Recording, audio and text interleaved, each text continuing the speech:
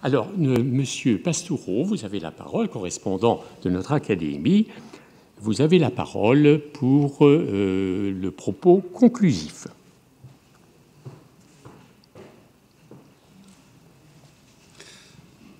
Monsieur le Président, Monsieur le Secrétaire perpétuel, chers collègues, Mesdames, Messieurs, je ne pourrais pas lire une communication, je n'ai rien écrit à l'avance, évidemment, puisque ce sont des conclusions, donc quelques mots plus ou moins improvisés, non pas pour reprendre ce qui a été dit tout au long de la journée, mais pour mettre en valeur trois mots qui sont revenus à plusieurs reprises à propos de l'École des Chartes et de ses anciens élèves: excellence, polyvalence, modernité. Excellence, je n'insiste pas, ça flatterait un peu trop ma vanité chartiste, mais quand même, quand je suis à l'étranger, je vois que le prestige de notre école reste très grand. J'ai assuré différents cours en Allemagne, en Suisse, en Italie, et l'École des Chartes a encore une excellente réputation, peut-être même plus grande qu'à l'intérieur de notre propre pays. Il faudrait s'interroger sur cette différence. Chez nous, ce n'est pas un déficit de notoriété. Le nom École des Chartes est connu et respecté. Ce qui est moins connu, c'est ce que l'on y fait. Il y a une certaine différence qui est parfois très, très profonde, y compris parfois du côté de nos autorités de tutelle. Je voudrais vous donner deux exemples personnels que je tire, pardonnez-moi, de mon service militaire. En 1973, après ma sortie de l'école, j'étais candidat à un poste qu'on appelait à l'époque scientifique du contingent. C'était une espèce d'élite du contingent, surtout des ingénieurs et des médecins, mais quelques jeunes hommes sortis des sciences humaines et qui étaient candidats à tel ou tel poste en milieu militaire pour faire leur service militaire. Et alors, je suis passé devant un commandant qui était chargé de l'orientation. Il avait entendu l'expression École des Chartes, mais il devait l'évaluer. Et une échelle de 1 à 10 qui... si on avait 10 par rapport aux études qu'on avait conduites, on avait le droit à ce statut de scientifique du contingent. Et dans tous les répertoires imprimés qui étaient devant lui et qui venaient à la fois du ministère des Armées et du ministère de l'Éducation nationale, l'École des Chartes n'y figurait pas. C'était un établissement inconnu. Et alors, il était un peu désemparé. Il a fini par me demander ce que l'on y faisait. Et après m'avoir écouté, il a eu ce mot magnifique: au fond, c'est un peu comme l'école normale supérieure. Alors je lui ai dit oui, bien sûr, et j'ai eu cette note de 10, ce qui m'a valu d'être dirigé vers le musée de l'armée, où j'ai fait mon service militaire et où j'ai été très heureux, je dois dire. Quelques semaines plus tard, je faisais mes classes dans un régiment, le 19e régiment d'infanterie, du côté de Draguignan. Et le colonel qui dirigeait ce régiment nous avait reçus, nous, les scientifiques du contingent, nous étions une quarantaine. Il a prononcé quelques mots très bienveillants, en guise de bienvenue.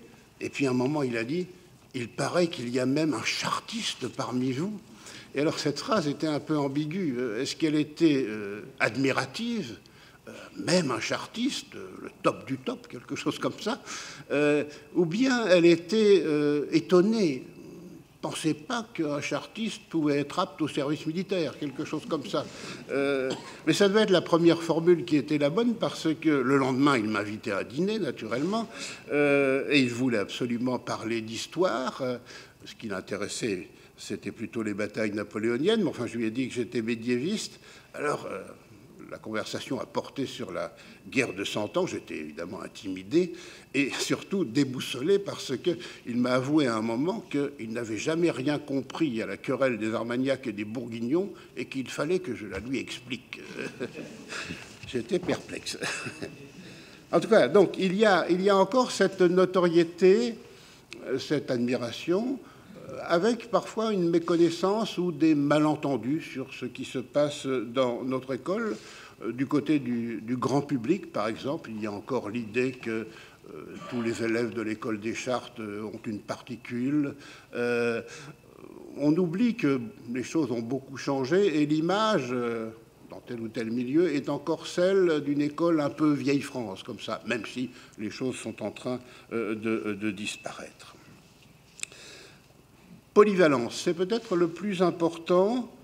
On l'a dit plusieurs fois au cours de la journée, le contraste est assez grand entre le petit nombre de chartistes, et si nous arrivions à nous compter, nous, chartistes vivants, on sera un peu plus de 1000, mais on n'atteindrait pas 2000, sûrement pas, et la diversité de nos activités, de nos curiosités, de nos travaux, de nos carrières. On s'en rend compte d'ailleurs dès l'école des Chartes, quand on prend la collection des positions de thèse soutenues devant l'école, depuis le milieu du XIXe siècle, l'extrême diversité des sujets. Quelques années d'ailleurs, je m'étais demandé si ça ne serait pas une bonne idée de proposer à un jeune élève de l'école une thèse sur les thèses de l'école des Chartes. Et puis ensuite, je me suis dit que ça demandait quand même une certaine maturité pour traiter un tel sujet et que les jeunes élèves ne l'avaient pas, cette maturité, mais ce serait bien de faire, non pas un, mais plusieurs bilans de tout ce qui s'est soutenu en thèse devant les jurys de notre école. Variété des travaux, des curiosités, des aptitudes aussi, témoignages récents. Yves-Marie Bercé me corrigera si je me trompe, mais quand il était directeur, il y a eu une année où il y a eu une sorte de crise des postes à la sortie de l'école. Il n'y avait pas assez de postes pour tout le monde dans les métiers du patrimoine et de la conservation. Et Yves-Marie Bercé a poussé quelques jeunes chartistes à se présenter à différentes agrégations. Il les a entourés, stimulés, et cela a eu du succès. Les chartistes ont montré qu'ils pouvaient passer non seulement l'agrégation, mais des agrégations diverses en histoire, en lettres et en langue, et peut-être d'autres aussi. Donc ça, c'est tout à l'honneur de l'école, je trouve, et à cette capacité que, dans la difficulté, les jeunes chartistes peuvent montrer. On le voit pareillement dans les carrières. Si on s'exerce à la question « que sont-ils devenus ?» et qu'on prend l'ensemble des chartistes qui, depuis les années 1820, sont sortis de notre école, cela donne une palette professionnelle et d'activités extrêmement large. Je me suis amusé à faire quelques sondages, non pas à ce que les chartistes avaient fait, mais ce qu'ils n'avaient pas fait. Qu'est-ce qu'il nous manque? Il ne nous manque pas grand-chose. J'ai appartenu au cours de ma carrière à quelques institutions, de manière éphémère, j'y ai appartenu, quelques institutions où quand des collègues voulaient recommander un dossier de candidature à un poste d'enseignant, avait un argument massu pour tel ou tel candidat, il est nobélisable. Ça, c'était absolument impossible de lutter contre, parce que ces institutions n'avaient jamais eu de prix Nobel. Ça n'est pas le cas de l'école des Chartes. Nous avons eu un prix Nobel, Roger Martin du Gard, qui a eu le prix Nobel de littérature en 1937 et qui était sorti de l'école en 1906 avec une thèse sur les ruines de l'abbaye de Jumièges, études archéologiques. Donc ce n'est pas un prix Nobel qui nous manque, c'est d'autres choses, qui seraient tout à fait inattendues, quelques militaires, mais pas de maréchal de France, ce serait bienvenu. Du côté du sport, pas de champion olympique, je pense qu'il va falloir attendre un peu. Encore que, nous avons à l'école une grande sportive actuellement. Et puis, un certain nombre d'ecclésiastiques, 2 archevêques, plusieurs évêques, pas de pape, mais il y a eu des papes érudits qui avaient une mentalité pré-chartiste au cours de l'histoire.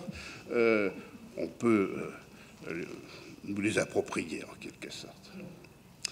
Modernité, le mot a été prononcé à plusieurs reprises ce matin et cet après-midi. L'école des Chartes l'a montré particulièrement au cours des 2 dernières décennies, non seulement, comme le soulignait Pascal, dans le choix des sujets de thèse en étendant la chronologie, les disciplines et la variété des sujets jusqu'à des problématiques, des thèmes et des époques extrêmement récentes, et puis dans ses outils de travail, dans ses méthodes, dans ses réflexions. Un certain nombre, d'ailleurs, à l'intérieur de l'école et surtout à l'extérieur, pensaient que l'école des Chartes était incapable de s'adapter à ces technologies nouvelles. Non seulement elle l'a fait, mais elle a été pionnière dans un certain nombre d'entreprises, et elle continue de le faire. Anne-Marie vient de le souligner à propos donc des humanités numériques au service de l'histoire des textes. Donc tout cela me semble à l'honneur de notre école. Évidemment, je n'allais pas en dire du mal en guise de conclusion.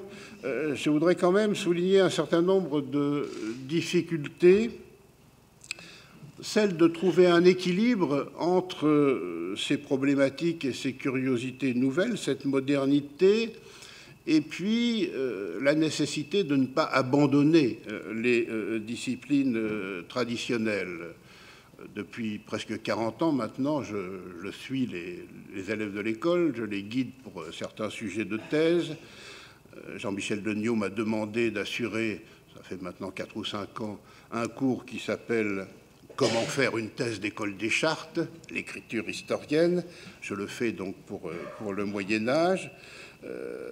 J'essaye d'attirer de jeunes chartistes vers des périodes qui tendent à disparaître dans les travaux des jeunes élèves. L'Antiquité tardive et même le Haut Moyen-Âge sont moins bien représentés qu'il y a quelques décennies, et inversement, naturellement, comme on l'a dit tout à l'heure, comme Pascal l'a dit, les années 1980-90, elles font l'objet d'études.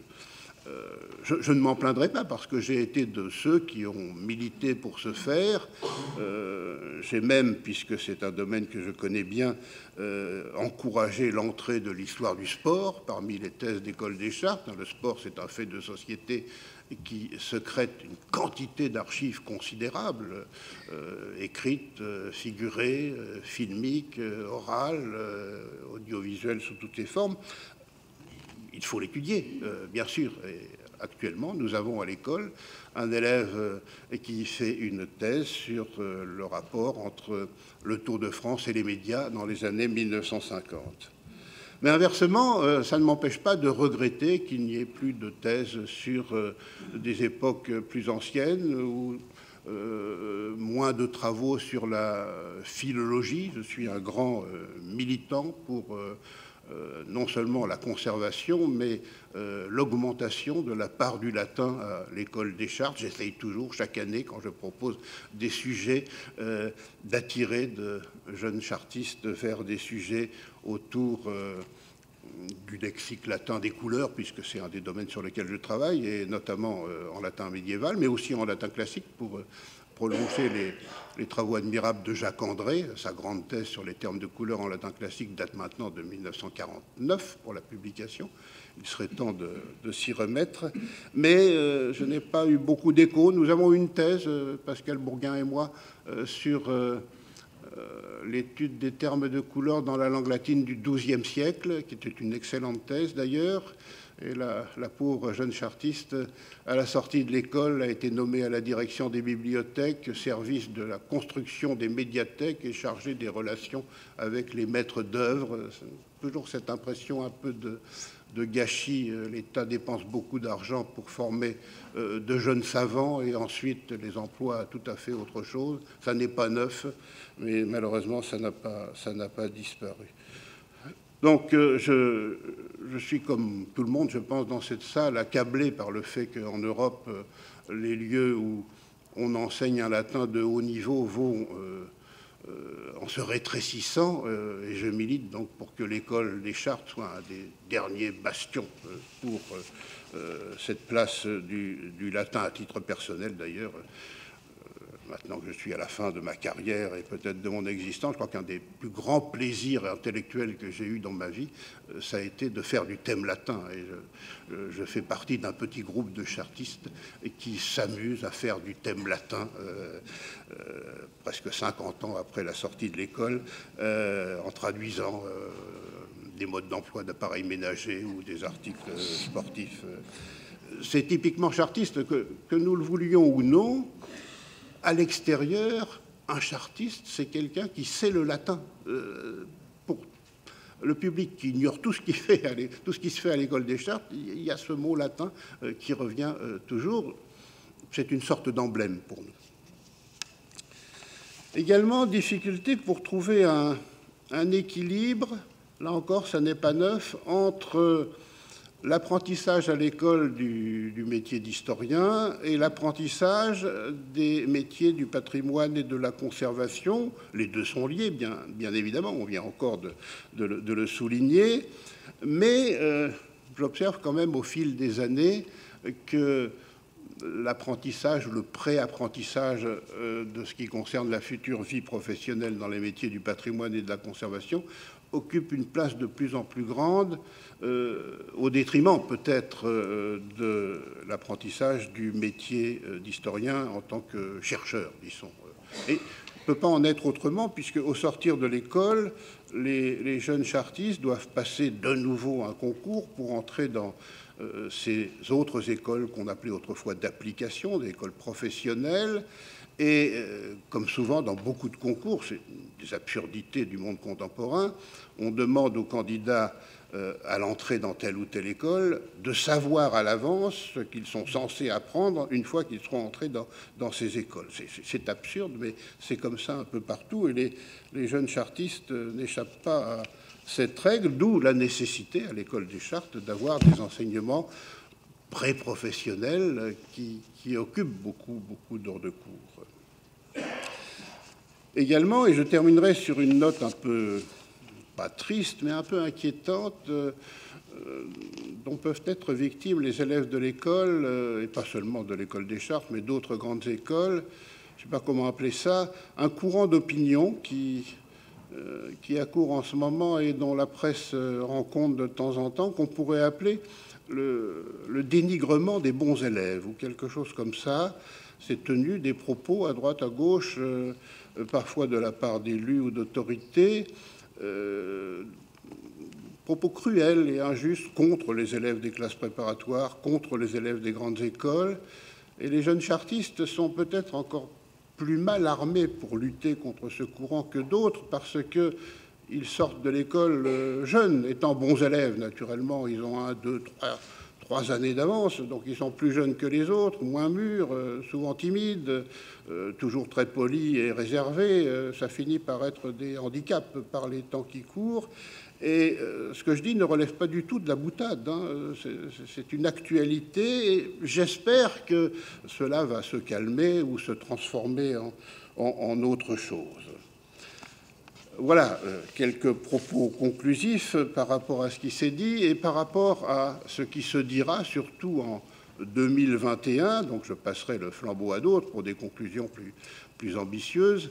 En 2021, l'école des Chartes fêtera son bicentenaire, donc je suppose qu'il y aura de grandes fêtes et sans doute un ou plusieurs colloques faisant le bilan de 2 siècles d'existence. Et notre école, j'en suis certain, sera toujours très vivante, très productrice et très vertueuse comme elle l'a toujours été. Merci à tous. Bien, merci de ces conclusions. Je suggère de ne pas ouvrir de discussion après ces propos. Il est certain que ce colloque a été passionnant et que nous sommes tous convaincus du dynamisme remarquable de l'école des Chartes. La séance est levée à 17h45.